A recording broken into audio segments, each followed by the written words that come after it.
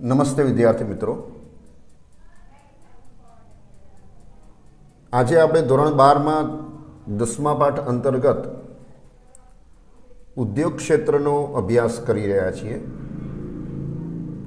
અગાઉના વિડીયોમાં આપણે જોયું હતું કે નાના પાયાના ઉદ્યોગોનું શું મહત્ત્વ છે અને વિશિષ્ટ આર્થિક ક્ષેત્ર કોને કહેવાય અને એના મહત્વ વિશે અભ્યાસ કર્યો હતો. આજના વિડીયોમાં આપણે ઉદ્યોગોના વિકાસ માટે સરકારે કયા કયા પગલાં લીધા છે અને મૂડીરોકાણના કદના આધારે ઉદ્યોગોના પ્રકારો કયા છે એ વિશે અભ્યાસ કરવાનો છે. સૌ પ્રથમ આપણે જોઈએ કે મૂડીરોકાણના કદના આધારે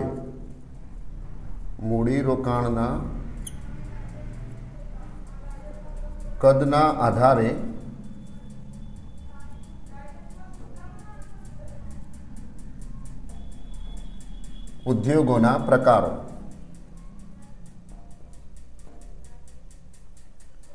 ખૂબ જ અગત્યનો પ્રશ્ન છે અને બોર્ડની પરીક્ષામાં પણ આ પ્રકારો પૈકી કોઈ પણ એક પ્રકાર એનો ટૂંકમાં પ્રશ્ન પૂછાતો હોય છે. એટલે સૌથી પહેલાં તો આપણે જોઈએ ગૃહ ઉદ્યોગ.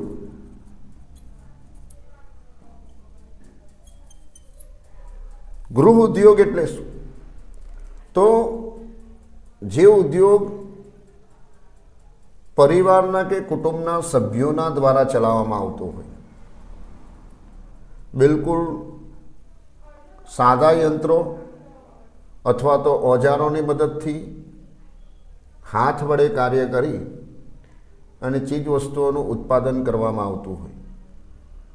બીજા અર્થમાં કહીએ તો સંપૂર્ણપણે શ્રમનો ઉપયોગ કરી અને વસ્તુઓ બનાવવામાં આવતી હોય.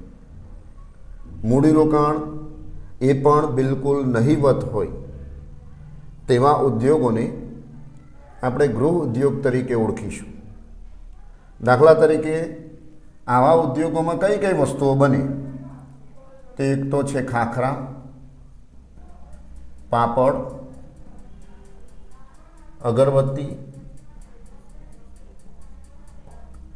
આ બધા ઉદ્યોગોને આપણે ગૃહ ઉદ્યોગ તરીકે ઓળખીશું, કારણ કે આવા ઉદ્યોગો એ પરિવારના સભ્યો સાથે મળી અને એકદમ સાદા યંત્રોની મદદથી હાથ વડે શ્રમ કાર્ય કરી અને વસ્તુ બનાવતા હોય છે. એમાં મૂડીરોકાણ પણ ખૂબ જ ઓછું હોય છે અને એટલા માટે તેને ગૃહ ઉદ્યોગ તરીકે ઓળખી શકાય. અને આ ઉદ્યોગો એ રોજગારીની દૃષ્ટિએ ખૂબ જ અગત્યના છે. પરિવારના અનેક સભ્યોને રોજગારી આપે છે અને એમની આર્થિક સ્થિતિમાં સુધારવામાં ખૂબ જ મહત્ત્વના પુરવાર થતા હોય છે. ત્યાર પછી મૂડીરોકાણના કદના આધારે બીજા ઉદ્યોગો છે ટચુકડા ઉદ્યોગો. આ પણ બહુ મહત્ત્વના ઉદ્યોગ તરીકે આપણે એને ઓળખી શકીએ છીએ. લગભગ 25 લાખ કરતાં પણ ઓછું મૂડીરોકાણ કરી અને આવા ઉદ્યોગો ચલાવવામાં આવતા હોય છે. મોટે ભાગે આ ઉદ્યોગમાં પણ શ્રમનો વધારે ઉપયોગ કરવામાં આવે છે.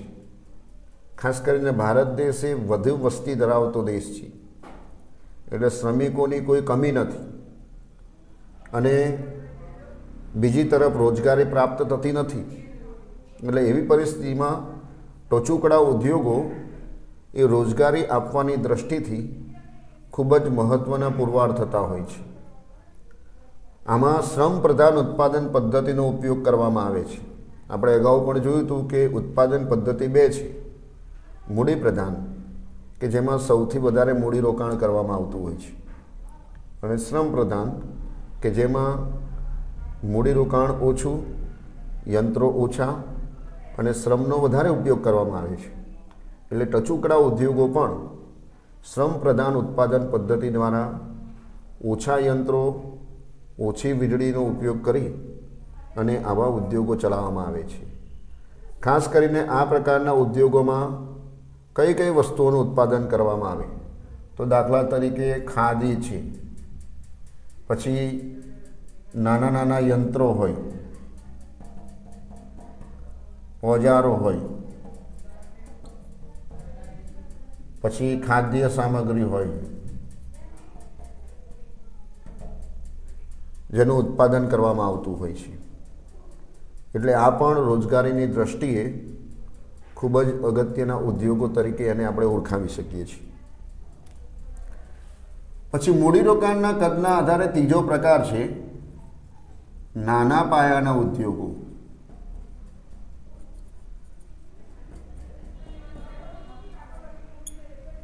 આ ઉદ્યોગો પણ રોજગારીના દ્રષ્ટિકોણથી ખૂબ જ અગત્યના છે. આપણે ટચુકડા ઉદ્યોગોમાં જોયું હતું કે એમાં લગભગ 25 લાખ સુધીનું મૂડીરોકાણ કરવામાં આવે છે, જ્યારે નાના પાયાના ઉદ્યોગોમાં 25 લાખથી વધુ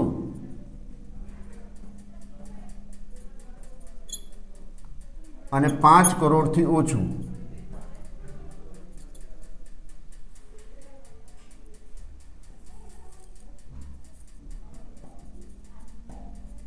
મૂડીરોકાણ કરવામાં આવે છે. 25 લાખથી વધુ અને 5 કરોડથી ઓછું મૂડીરોકાણ કરીને ઓછા યંત્રો, ઓછું મૂડીરોકાણ, ઓછી વીજળી આ બધાનો ઉપયોગ કરી અને સંપૂર્ણપણે શ્રમ પ્રધાન ઉત્પાદન પદ્ધતિના દ્વારા નાના પાયાના ઉદ્યોગોનો વિકાસ કરવામાં આવે છે. એટલે રોજગારીના દ્રષ્ટિથી પણ નાના પાયાના ઉદ્યોગો એ ખૂબ જ મહત્ત્વના ઉદ્યોગ તરીકે આપણે એને ઓળખી શકીએ છીએ. ગઈકાલે પણ આપણે જોયું હતું કે નાના પાયાના ઉદ્યોગોનું મહત્ત્વ વિશાળ છે. વિકેન્દ્રીકરણ આવે છે, પછી મોટા ઉદ્યોગો માટે સહાયક સામગ્રી પૂરી પાડે છે. ખાસ કરીને નાના પાયાના ઉદ્યોગો ભલે એનું નામ નાનું હોય પરંતુ એનું મહત્ત્વ ખૂબ જ મોટું છે. વિશેષ કરીને મોટા ઉદ્યોગો માટે સહાયક સામગ્રી પૂરું પાડવાનું કાર્ય એ નાના પાયાના ઉદ્યોગો કરતા હોય છે. અને આવકની દ્રષ્ટિએ અને રોજગારીની દ્રષ્ટિએ પણ એને ખૂબ જ મહત્ત્વ આપવામાં આવેલું છે. એટલે નાના પાયાના ઉદ્યોગોમાં કઈ કઈ વસ્તુઓ બનાવવામાં આવે તો દાખલા તરીકે એમાં પણ યંત્રો, ઓજારો, રંગ રસાયણ વગેરેનું ઉત્પાદન એ નાના પાયાના ઉદ્યોગોના અંદર કરવામાં આવે છે. ત્યાર પછી ચોથો પ્રકાર છે મધ્યમ કદના ઉદ્યોગો.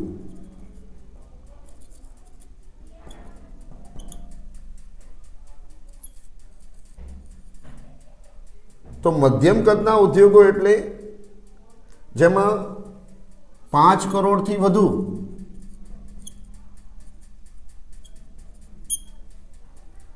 અને 10 કરોડ કરતાં ઓછું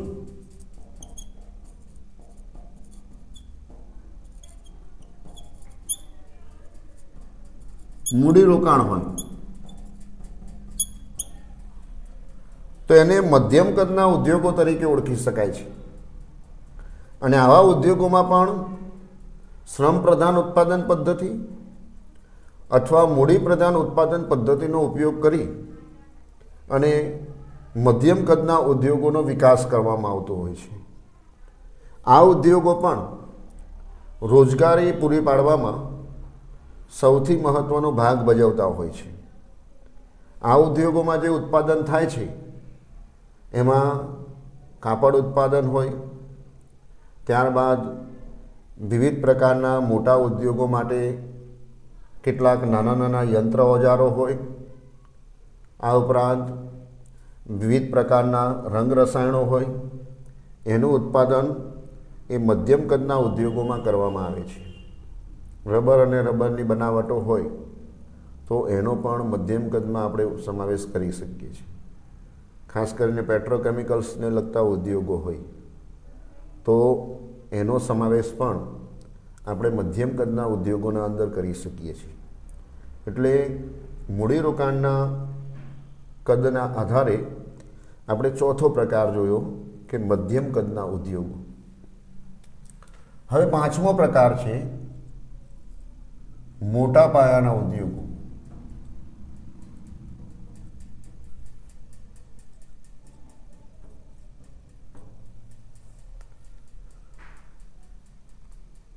ખૂબ જ અગત્યના ઉદ્યોગો આપણે એને ગણી શકીએ.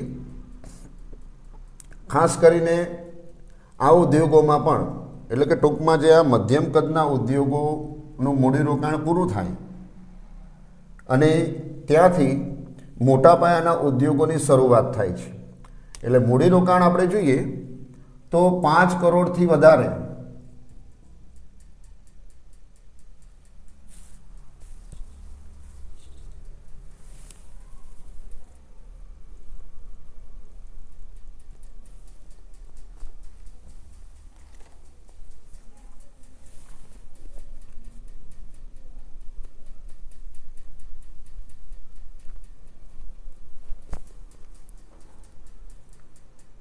$10 કરોડથી વધુ મૂડીરોકાણ કરવામાં આવતું હોય.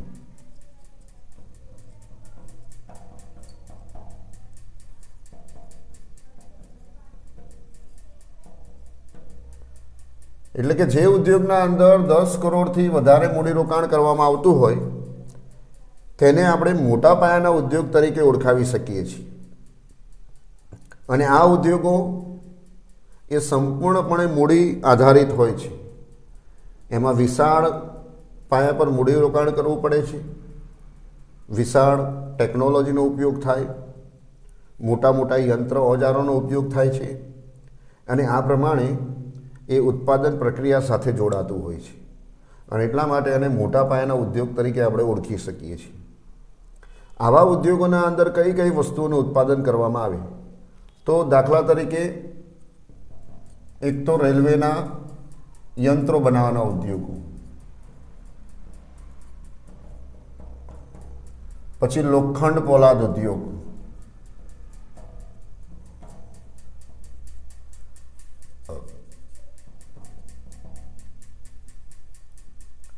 સબમરીન મોટા જહાજો બનાવવાના ઉદ્યોગો હોય,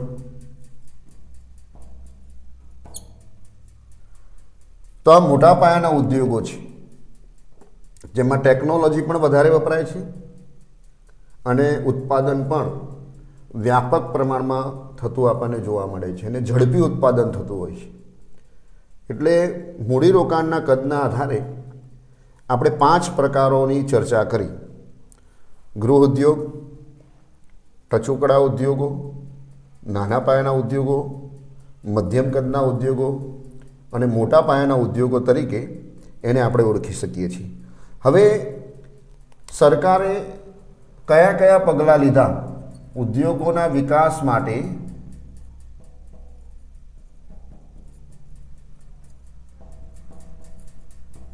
સરકારે લીધેલા પગલાં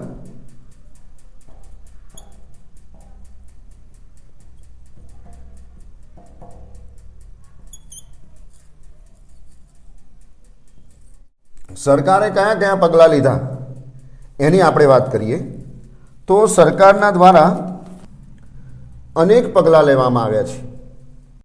એમાં પહેલું પગલું છે રાજ્યની માલિકીના સાહસો.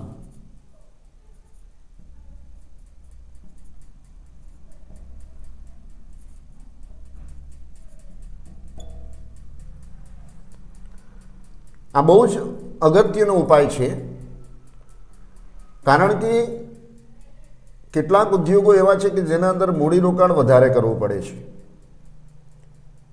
અને ખાનગી એકમો કે ખાનગી ક્ષેત્રો એ આટલું બધું જંગી મૂડીરોકાણ કરી શકતા નથી.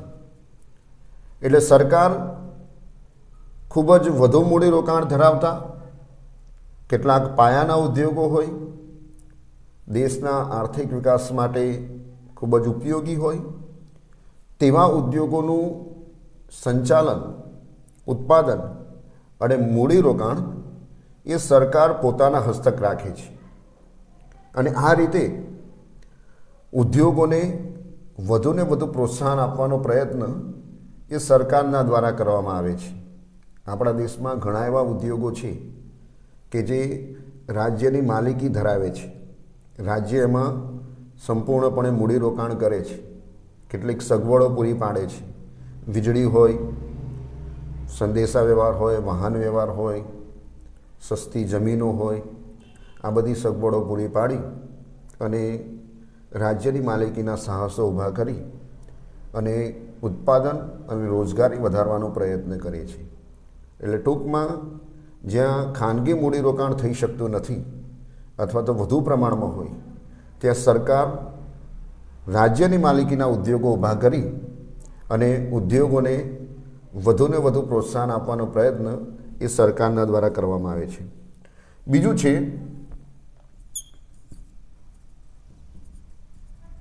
ખાનગી ઉદ્યોગ ક્ષેત્રને ઉત્તેજન. ઉત્તેજનનો અર્થ થાય છે કે પ્રોત્સાહન આપે છે અને સરકારનો આ સૌથી મહત્વનો કદમ છે, ખાનગી ઉદ્યોગોને પ્રોત્સાહન આપવું.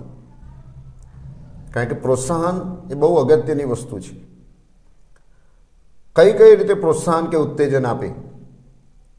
તો એક તો દેશના અંદર ખાનગી ઉદ્યોગપતિઓ કે ખાનગી સાહસિકો છે તેમને ઓછા ભાવે જમીન આપવી, વીજળીની વ્યવસ્થા પૂરી પાડવી, યંત્ર ઓજારો પૂરા પાડવા, સંદેશા વ્યવહાર કે વાહન વ્યવહારની સગવડો પૂરી પાડવી, આ ઉપરાંત એમને સસ્તું ધિરાણ આપવું. આ બધા પગલાં ખાનગી ઉદ્યોગોના ક્ષેત્રે સરકાર દ્વારા લેવામાં આવે છે, જેથી કરીને ખાનગી ઉદ્યોગો એ સ્થાનિક હરીફાઈમાં ટકી શકે, વિદેશ વેપારમાં પણ સારું એવું પ્રોત્સાહન મળે. એ માટે ખાનગી ઉદ્યોગોને જુદી જુદી યુક્તિ પ્રયુક્તિઓના દ્વારા સરકાર એમને પ્રોત્સાહન આપે છે, જેથી કરીને નિકાસ પણ વધે, આવક પણ વધે અને રોજગારીમાં પણ વૃદ્ધિ થાય તેવો પ્રયત્ન કરે છે. ત્રીજું છે આયાત જકાત.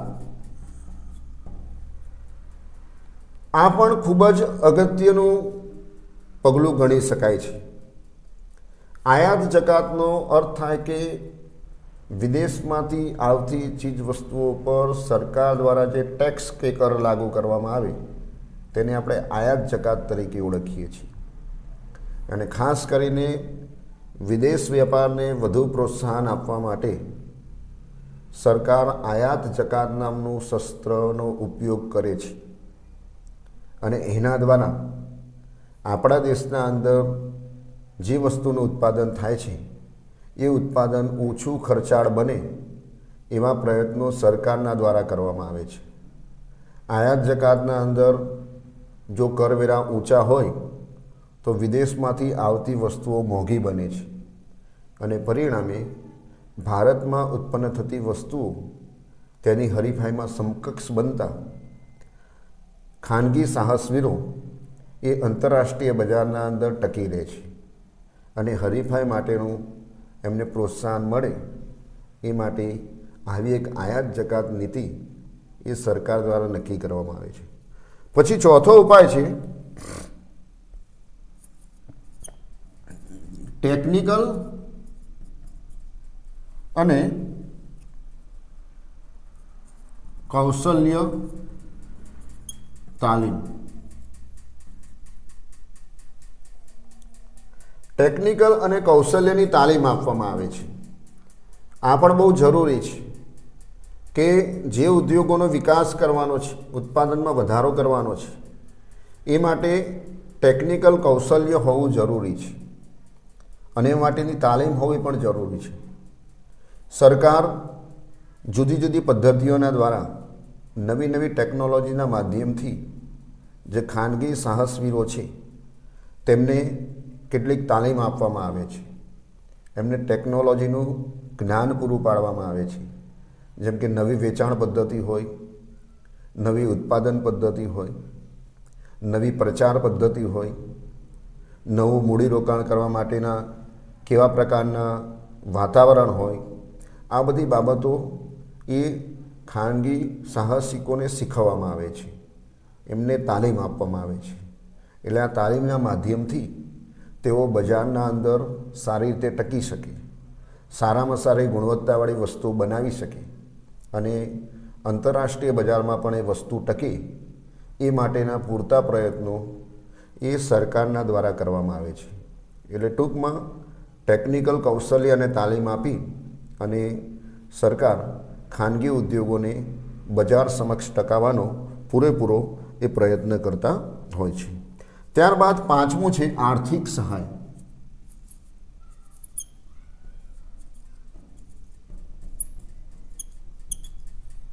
આ પણ ખૂબ જ જરૂરી પગલું કહેવાય, કારણ કે આર્થિક સહાયના માધ્યમથી એ દેશના અંદર ઉદ્યોગો એ સારી રીતે ટકી શકતા હોય છે. આર્થિક સહાય કયા કયા સ્વરૂપમાં આપવામાં આવે તો એક તો આર્થિક સહાય આપવા માટેનો પહેલો ઉપાય છે કે સરકારના દ્વારા ખૂબ જ સારી ઓછા ભાવે જમીન પ્રાપ્ત થાય એ માટેના પ્રયત્નો સરકાર કરે છે. આ ઉપરાંત એમને ઓછા વ્યાજે ધિરાણ આપે છે અને આર્થિક સહાય કરે છે. એમને પૂરતા પ્રમાણમાં વીજળી મળે, યંત્ર ઓજારો મળે, સંદેશા વ્યવહાર હોય, વાહન વ્યવહાર હોય, સારા રસ્તાઓ હોય, આ બધી સહાય એ સરકારના દ્વારા ઉદ્યોગોના વિકાસ કરવા માટે આપવામાં આવે છે. અને આવી સહાય મળતાની સાથે જ બજારના અંદર જે વસ્તુ છે એ વસ્તુ ઓછી ખર્ચાળ બને છે. પરિણામ સ્વરૂપ એમને સારામાં સારો ભાવ મળે, યોગ્ય વળતર મળે એવા પ્રયત્નો આર્થિક સહાયના દ્વારા કરવામાં આવે છે. જો સરકાર આર્થિક સહાય ન આપે તો વસ્તુ મોંઘી બને છે, ખર્ચાળ બને છે અને પરિણામે બજારના અંદર એ ટકી શકતી નથી અને યોગ્ય ભાવ મળતો નથી. એટલે સરકાર વસ્તુને ટકાવવા માટે, વસ્તુનો ભાવ યોગ્ય મળે અને ખાનગી ઉદ્યોગપતિઓ છે એમનો સમય અને નાણાંનો બચાવ થાય એવા સઘન પ્રયત્નો એ આ ઉપાયના દ્વારા કરવામાં આવે છે.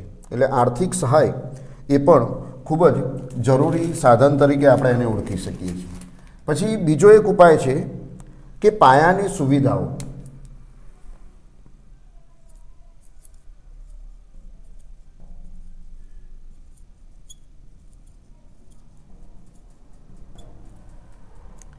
આ પણ બહુ જરૂરી છે કે ઉદ્યોગોના વિકાસ માટે પાયાની સગવડો બહુ જરૂર. પાયાની સગવડો એટલે વાહન વ્યવહાર છે, પાકી સડકોનું નિર્માણ છે, સંદેશા વ્યવહાર છે, વિવિધ પ્રકારની બેન્કો છે. આ બધું બહુ જરૂરી છે, કારણ કે આવી સગવડોના દ્વારા જ ઉત્પાદન વધે છે, સમય અને નાણાંનો બચાવ થાય છે અને બજારના અંદર ખૂબ જ ઝડપથી વસ્તુઓને પહોંચાડી શકાય છે. અને એટલા માટે જ પાયાની સગવડો એ ખાનગી સાહસિકોને આપવી એ ખૂબ જ જરૂરી હોય છે. એટલે સરકાર આ પણ એક પ્રકારનો પ્રયત્ન એ કરતી આપણને જોવા મળે છે. સાતમો ઉપાય છે વિવિધ પ્રકારની નીતિઓ.